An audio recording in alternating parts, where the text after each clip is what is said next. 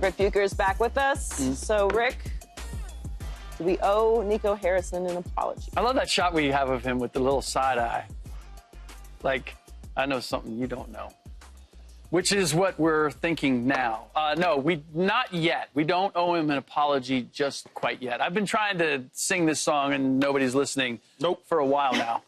Which is that we're not going to be able to determine the wisdom or foolishness of this move for at least a year. Because there is the question of extending Luka Dončić and what he's going to be able to do going forward, and what the Dallas Mavericks are going to do in the next year or two now that they have Anthony Davis with Kyrie Irving. We didn't get a chance to see that because of the injuries. We're still going to get one more year, I would hope. At some point next year, we're going to see what that looks like. But I've said this from the beginning. Look, nobody does stuff illogically. There's a reason why. No, everybody, you may not agree with the logic, but they have some sort of logic as to why they're doing what they're doing. When Key starts to give us the math equations, logic of why you just wasn't following along, but go ahead, Rick. No, but you have. I may not understand or appreciate your logic multiple times. Right. But there is. I am convinced that there is logic behind what you're saying, Key. I just sometimes can't see it. It's the same with Nico Harrison. You have a superstar, right? And you have new ownership that's coming in, and they're looking at, do we really want to load him up for 5 years, $345 million, when he's been injured and he's only 25, 26 years old? And you can look at that two ways. They're only 25, 26 years old, and yet has had the same injury 3 times in a year. Yes. Do we want to invest in that? Absolutely. And guess what the Lakers said? We're going to invest in it. Yes. Okay. And we'll see ultimately where that goes. Yeah. But until we see where that goes, then I can't speak to the wisdom of what Nico Harrison did. So should he have been vilified the way that he was? Look, Mavs fans being attached to Luka, I totally get it. But for everybody else outside of that, to say that he's, how could he possibly do this? Well, let's see. Because there is some evidence, there's some reason, and the exit and Luka's part in it, in spite of the numbers that he put up there, is reason to say, okay, maybe, and people are saying it now. Maybe Nico and the Mavs knew something. They're saying it now because the Lakers got bounced in 5. That's why they're saying it. They're saying it because the Lakers got bounced in 5 without looking at everything. They're following the fact that he landed in here and we got off to a hot start. Then all of a sudden, in the playoffs, the Minnesota Timberwolves took us to the woodshed and took care of business. And Luka couldn't do anything about it. In whatever you want to call it, Luka couldn't do anything about it. But here's what I would say. He's not owed an apology. And on top of that, he's hammering home on a consistent basis. Luka's already in L.A. He's been in L.A. eating sushi out at the beach for weeks at a time. And he's sitting here hammering home every week there's something wrong with Luka. That he's trying to tell us this. He's trying to tell us to justify Nico. Nico's been pretty quiet. Nico's been pretty quiet the last couple weeks. But not a couple weeks ago, he was not. Right. Okay, well, he started trying to double down and double down and double down and double down on it. And you're right. We won't know the full extent of the trade until next season, the season after, whatever the case may be. I'm betting more on the Luka side of things than I am on the AD and the Kyrie situation.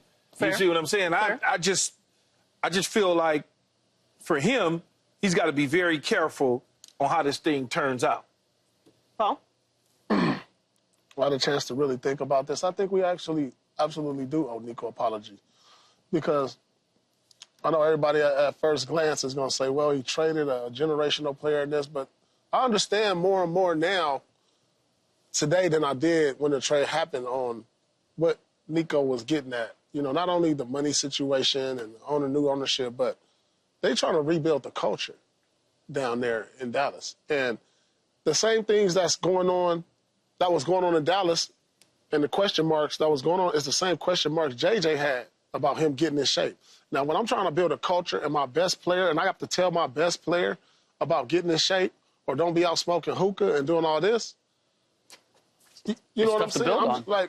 I'm trying to, Nico saw something in that. You know, I can't have my best player, my franchise guy, because when you think about the franchise players. I can have him doing whatever you want to do. Just stay out of trouble, but I can have you doing whatever you want to do. Think about the guys who we say are at the top, the championship guys that we build cultures around, like right now, like Giannis. Like Joker. Like like Steph. You know what I'm saying? Think about this Tatum. Mm-hmm. These guys is clean cut.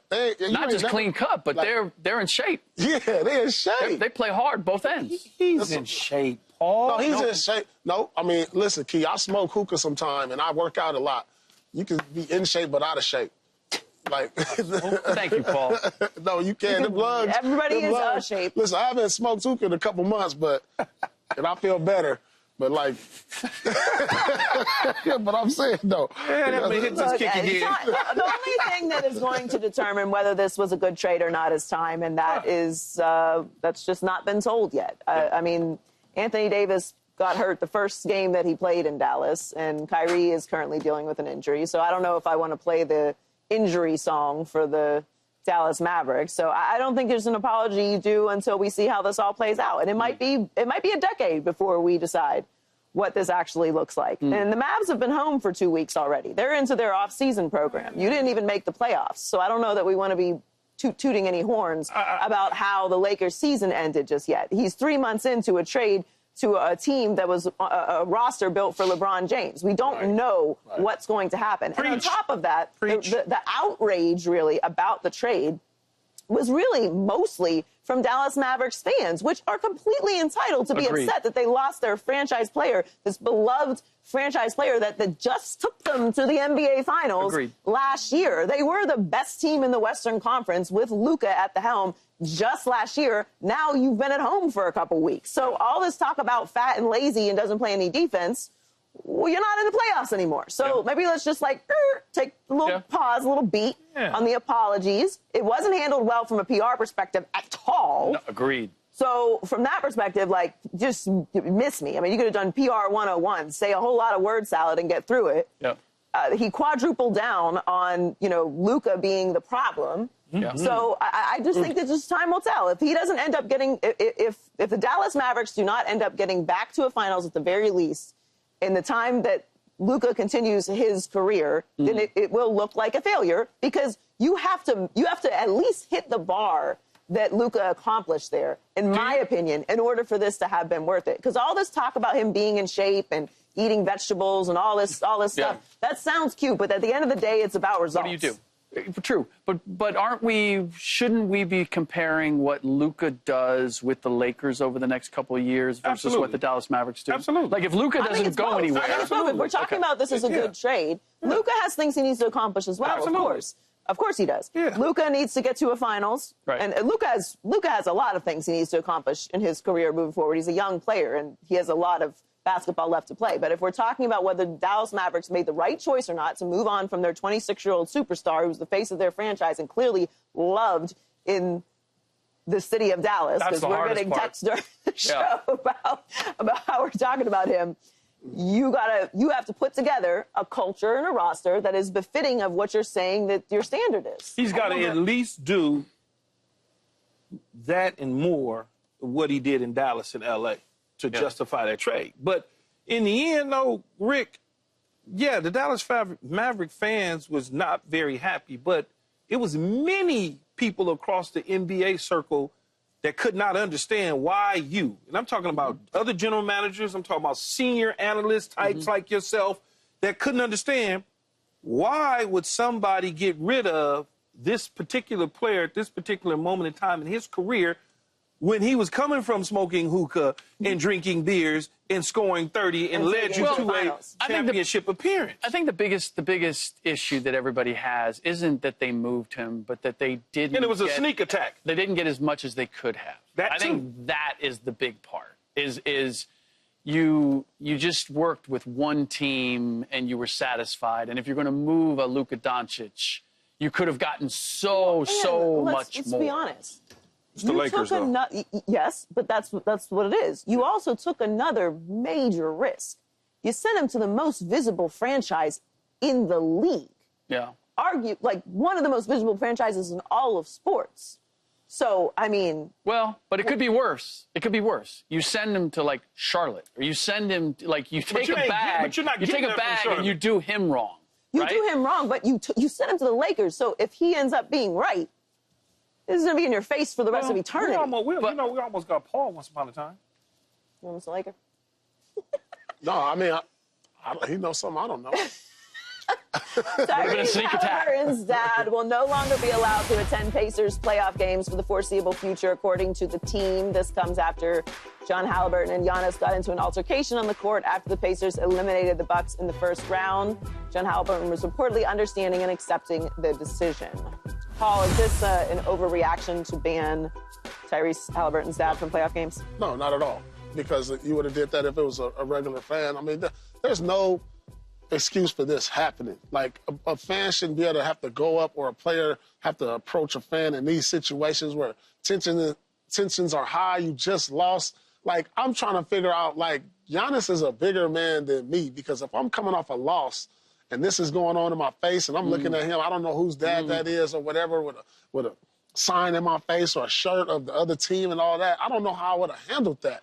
Like, it just looked like this could have got real ugly for one of these two people, and it's justified. I mean, he shouldn't be allowed to the games, at least for the rest of this year. And, you know, maybe they have to input some more new rules or input more security, because this could have got way dangerous, and thank God that it didn't. And so I think the punishment is justified. It's the same thing I said yesterday on the show, that they should either make him sit in the box for an extended period of time throughout the playoffs, or remove him from the playoffs in general as of right now. You know, the crazy thing, and that's what they did, so clearly the Pacers was watching this show. But what's going to be crazy, what would be crazy, though, Rick, think about this, though, and I know it's far-fetched, but what if somehow they got to the NBA Finals and he wasn't allowed to watch his son play? You see what I'm saying? Yeah. That would be... That'd be a hell of a that is? That would be a hell of a penalty. That's justice. That's karma. I know, it'd be crazy, though, that he... Yeah. It would, they did the right thing, but I'm just saying, how would It would Pop be crazy. feel? He'd be Listen, like, none of us like consequences, but that is a reality of all choices. Just think if they made it, though, Paul. No, I'm saying, so it's from all games he's banned from, like, he can't go on the road. From playoffs. Playoff game. It says foreseeable future. Okay. I'm serious. I'm sure it's the... I mean, at the end of the day, he abused you did his say no. access. You're right, though, Paul, because they said Indiana was the ones who did it, not the league. Right. So it may just He be... can go on the road. He might be able to go on the road. Rick, you need to check into that. Okay, I'm on it. I'm good. on it. If it's not on the road, then they've defeated the purpose. This should be sending a message. Pacers said road and home games. Oh, Pacers said road and home games. Okay, so there you go. So there you go. We're done. Oh, you move fast, man. I know. I've worked on that. They must got some face recognition, because I go in there with a whole beard on. I look like one of them linemen. I put a whole beard on. Sit at the top with a light I hope John Halliburton's not watching this, Everyone is picking lucky up ideas. that Giannis has self-control. Yeah, self-control. Because Paul wouldn't have... I would have snatched the towel. Something. No, I think most people would have reacted. My biggest problem is John. I don't know if you heard his explanation. No, I Like did he not. said, I was looking through him and I was saying yay. I was like, if I had any thought of not penalizing him after he gave that explanation, I'm like, I'm sorry, dude. We can't have you here. Young boy! Subscribe here to get the latest from Speak, and go watch a few segments from our other shows on FS1.